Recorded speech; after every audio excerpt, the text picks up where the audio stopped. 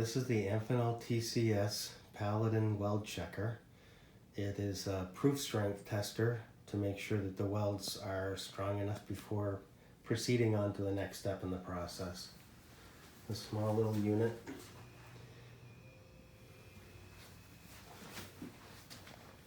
So I'm going to turn it on. Flick the switch in the back. It's going to go through a startup. It shows the test setting and the previous torque settings. I'm going to now close the cover to begin the self-test. That validates that all the sensors and solenoids are working. And it does a binding test at very low power to validate that there's no binding that's developed since the last time it was calibrated. If it fails, it will not allow the test to run. Now I can put in a carrier. This is a Paladin carrier with welded male leads. The machine is set up for 30 gauge male.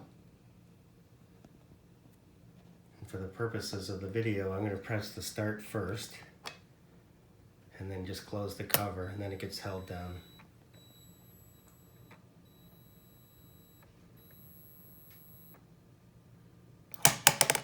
If the part passes, then the cover opens.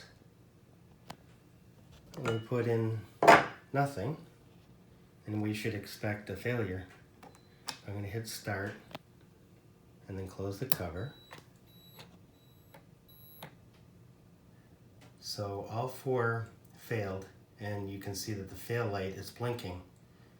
The cover is not released. It releases the cover when you press the reset button. Now it's ready to test again. Put back in the part. Make sure that the insert molds are seated, the MLEs are seated. I'm going to press the start button, and as soon as I close the cover, it's held down by this electromagnet right here. This little switch is what triggers the test to be started.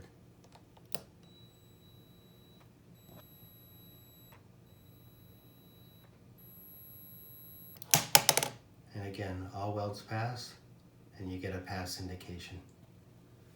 So that's the basics of the tester.